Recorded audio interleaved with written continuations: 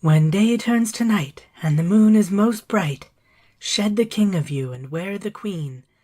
The 9 realms will open and your magic be free. Hi, my bling. Welcome to the first full moon of the new year. If you're new to the podcast, you might want to pop back and listen to the previous episodes to get caught up on the sitch with this witch. You'll probably have noticed, but there was no intro music. Even though Adam adds that in after he and the recording return to the mundane realm, he's not going to do that for this episode. Things have still been a little rough after the passing of his father, and he's keeping things simple for the time being.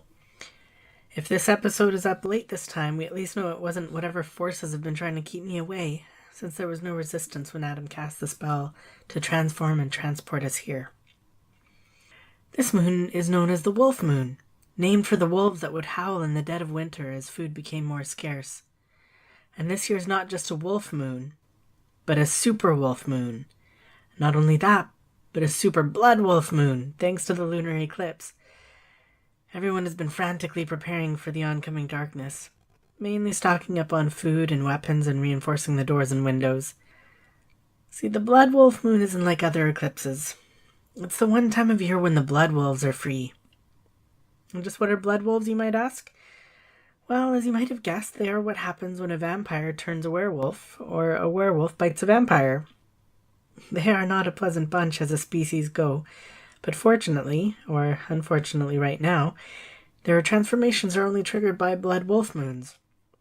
I know it doesn't make much sense that regular werewolves transform every full moon, but blood wolves don't transform every blood moon, but hey, I didn't invent the things. Anyway, things get a little scary around here during the eclipse. Everyone battens down the hatches.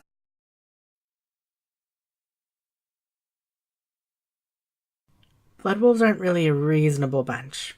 Their bloodlust has been dormant for so long, it's kind of like a tsunami of ravenous hunger. So for those who tune in for the tarot reading, I sincerely apologize, but there won't be one this moon. I would love nothing more than to start the year off right with some divinatory wisdom, but tarot readings or any kind of divination during a blood wolf moon are not a good idea.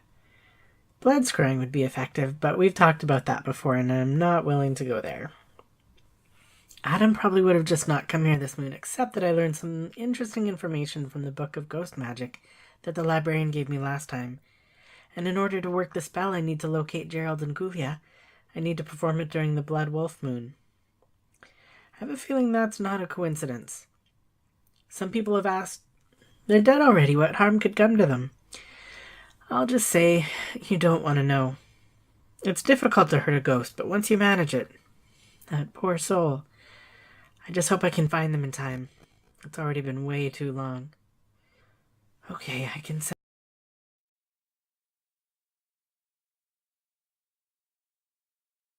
So to take us until then, it's story time. So this moon I'm reading a ghost story from a beloved author from the mundane realm, Edgar Allen Poe. Because Mr. Poe is a bit on the loquacious side, more accurately I'm reading the first half of the story. The second half I'll save for next time. The story I'm reading is called Ligeia. And the will therein lieth which dieth not. Who knoweth the mystery of the will with its vigour? For God is but a great will pervading all things by nature of its intentness. Man doth not yield himself to the angels, nor unto death utterly, save only through the weakness of his feeble will. Joseph Glanville. I cannot for my soul remember how, when, or even precisely where I first became acquainted with the Lady Ligeia. Long years have since elapsed, and my memory is feeble through much suffering. Or, perhaps, I cannot now bring these points to mind, because in truth the character of my beloved, her rare learning, her singular yet placid cast of beauty, and the thrilling and enthralling eloquence of her low musical language made their way into my heart by paces so steadily and stealthily progressive that they have been unnoticed and unknown. Yet I believe that I met her first and most frequently in some large, old, decaying city near the Rhine. Of her family, I have surely heard her speak, that it is of a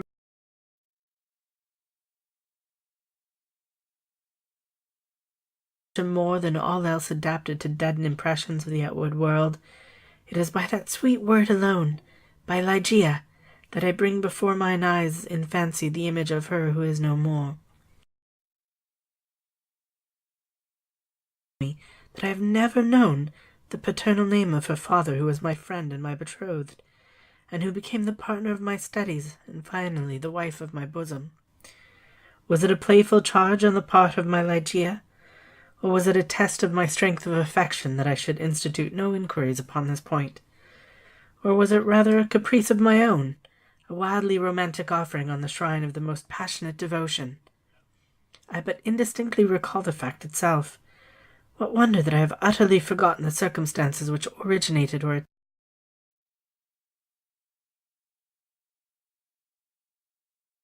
the wan, misty-winged Ashtafet of idolatrous Egypt presided, as they tell, over marriages ill-omened, then most surely she presided over mine. There is one dear topic, however, on which my memory fails me not. It is the person of Ligeia. In stature she was tall, somewhat slender, and in her latter days even emaciated. I would in vain attempt to portray the majesty, the quiet ease of her demeanour, or the incomprehensible lightness and elasticity of her footfall. She came and departed as a shadow. I was never made aware of her entrance into my closed study, save by the dear music of her low, sweet voice, as she placed her marble hand upon my shoulder. In beauty of face no maiden ever equalled her.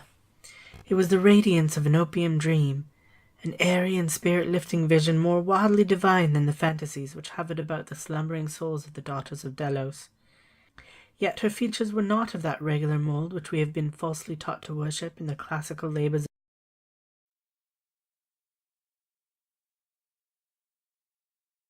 of all the forms and genera of beauty, without some strangeness in the proportion. Yet, although I saw that the features of Ligeia were not of a classic regularity, although I perceived that her loveliness was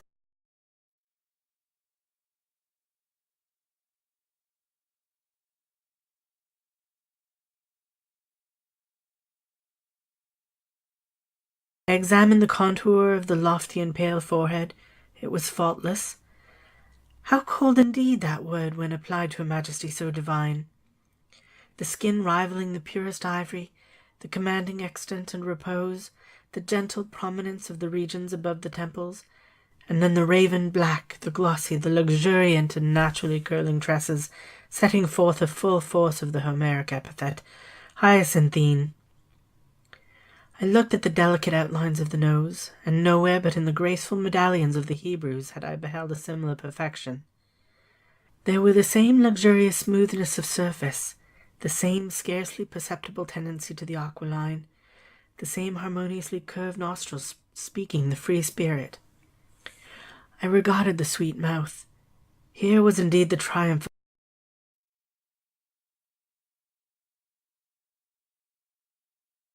of the under, the dimples which sported and the colour which spoke, the teeth glancing back with a brilliancy almost startling, every ray of the holy light which fell upon them in her serene and placid, yet most exultingly radiant of all smiles.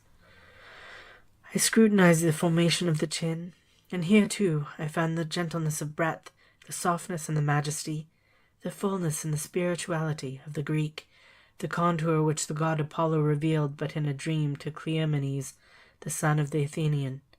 And then I peered into the large eyes of Ligeia. For eyes we have no models in the remotely antique. It might have been, too, that in these eyes of my beloved lay the secret to which Lord Verulam alludes. They were, I must believe, far larger than the ordinary eyes of our own race. They were even fuller than the fullest of the gazelle eyes of the tribe of the valley of Nourjahad.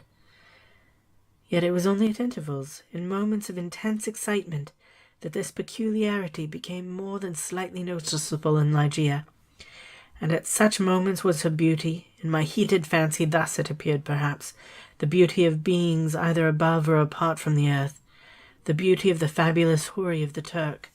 The hue of the orbs was the most brilliant of black, and, far over them, hung jetty lashes of great length. The brows, slightly irregular in outline, had the same tint. The strangeness, however, which I found in the eyes was of a nature distinct from the formation, or the colour, or the brilliancy of the features, and must, after all, be referred to the expression. Ah, a word of no meaning, behind whose vast latitude of mere sound we entrench our ignorance of so much of the spiritual. The expression of the eyes of Ligeia. How for long hours have I pondered upon it. How have I, through the whole of a midsummer night, struggled to fathom it. What was it, that something more profound than the well of Democritus, which lay far within the pupils of my beloved? What was it? I was possessed with a passion to discover. Those eyes, those large, those shining, those divine orbs, they became to me twin stars of Leda, and I to them devoutest of astrologers. There is no point among the many incomprehensible anomalies of the science of mind more thrillingly exciting than the fact, never, I believe, noticed in the schools, that in our endeavours to recall to memory something long forgotten, we often find ourselves upon the very verge of remembrance, without being able, in the end, to remember. And thus how frequently in my intense scrutiny of Ligeia's eyes,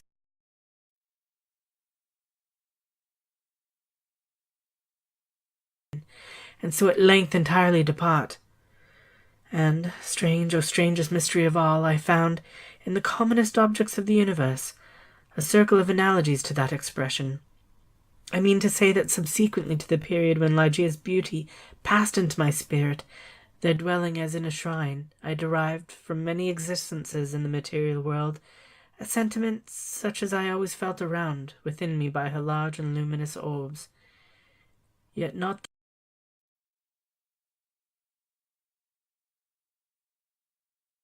repeat sometimes in the survey of a rapidly growing vine, in the contemplation of a moth, a butterfly, a chrysalis, a stream of running water.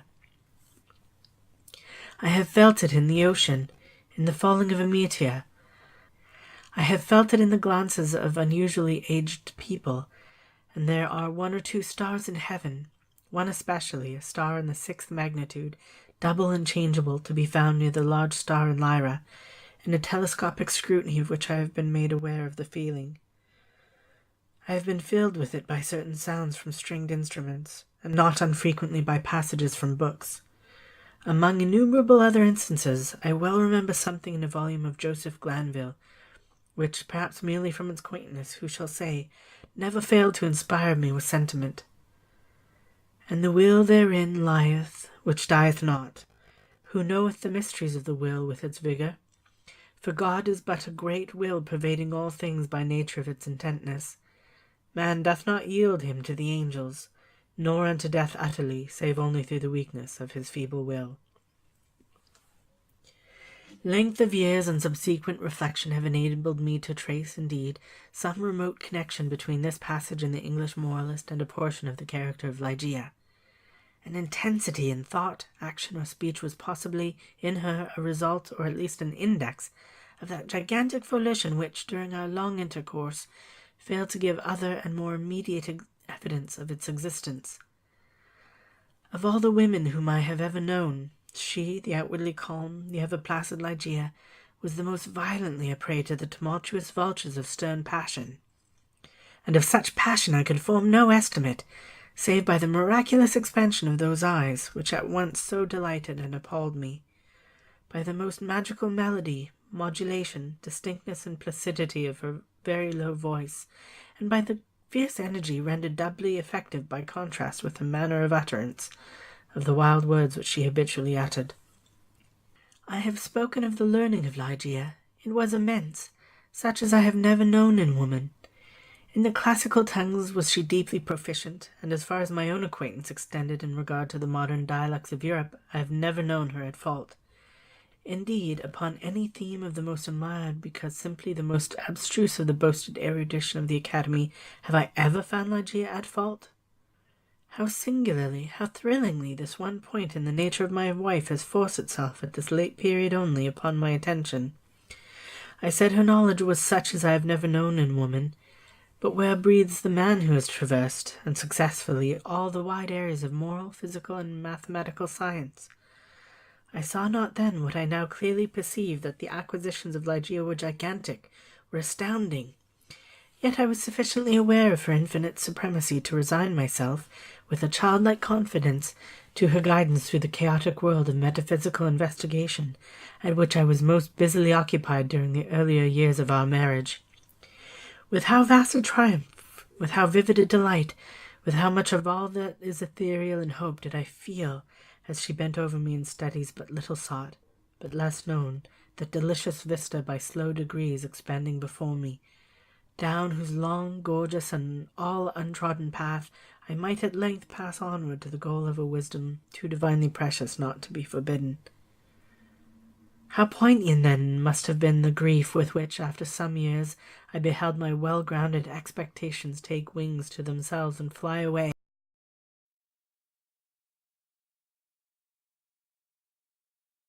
Her presence, her readings alone, rendered vividly luminous the many mysteries of the transcendentalism in which we were immersed.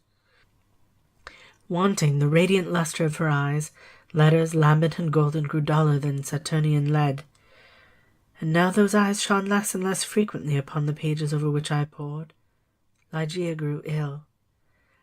The wild eyes blazed with a too glorious effulgence. The pale fingers became the transparent waxen hue of the grave, and the blue veins upon the lofty forehead swelled and sank impetuously with the tides of the most gentle emotion. I saw that she must die, and I struggled desperately in spirit with the grim Azrael, and the struggles of the passionate wife were, to my astonishment, even more energetic than my own. There had been much in her stern nature to impress me with the belief that, to her, death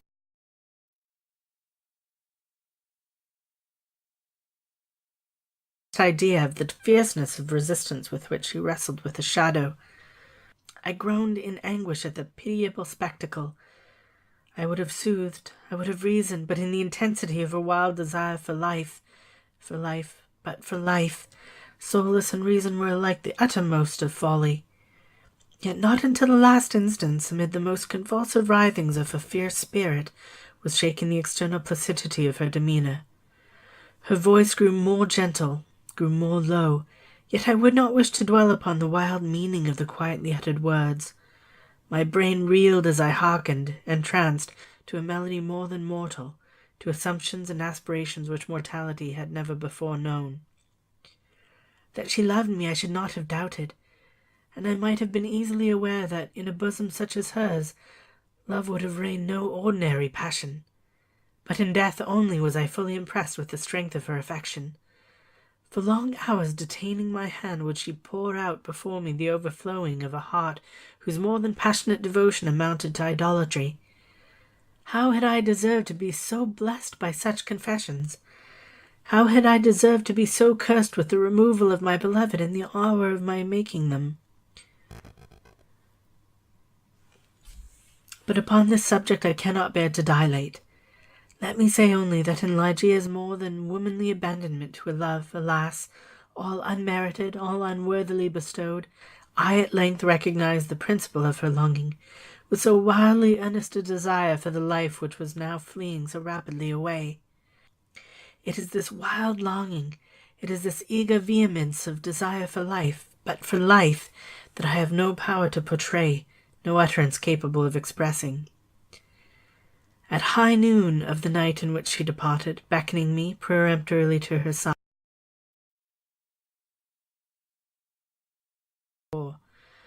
I obeyed her. They were these.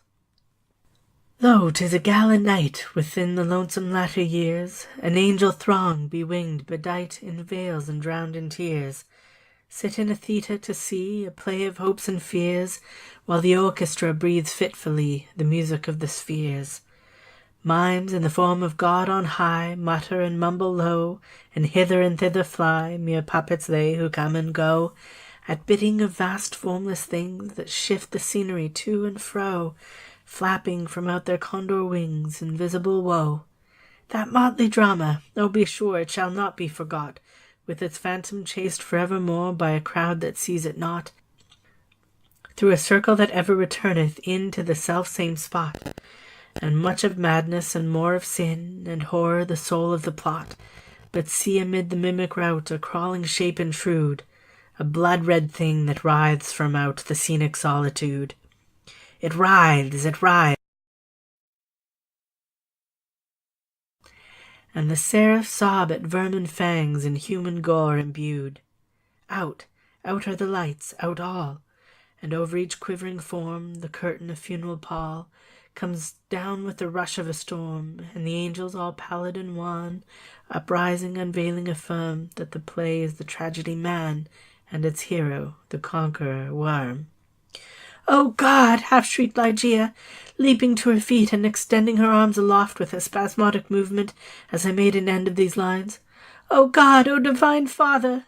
Shall these things be undeviatingly so? Shall this conqueror be not once conquered? Are we not part and parcel in thee, who knoweth the mysteries of the will with its..."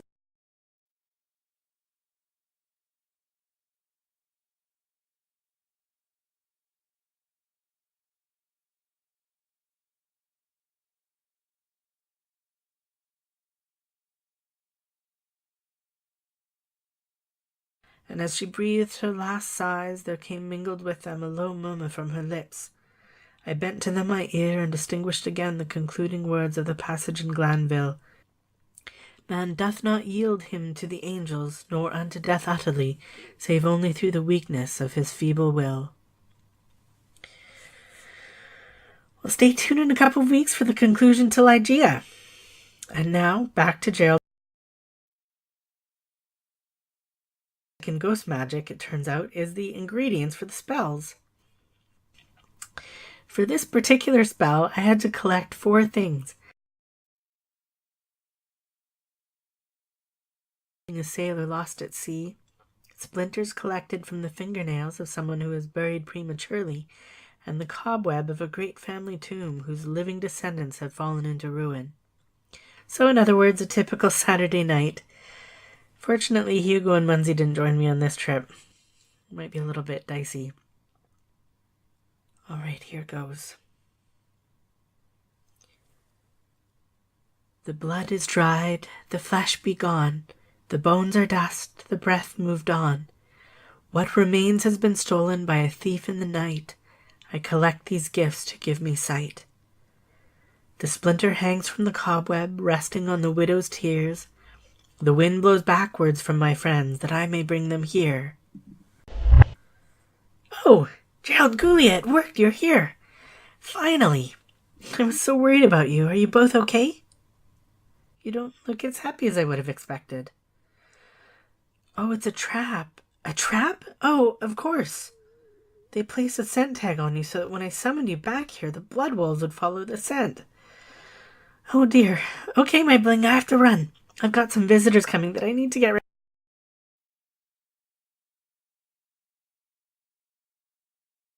May paint 1,000 words, but if those words are painted in blood, that's just like blood written over and over 1,000 times.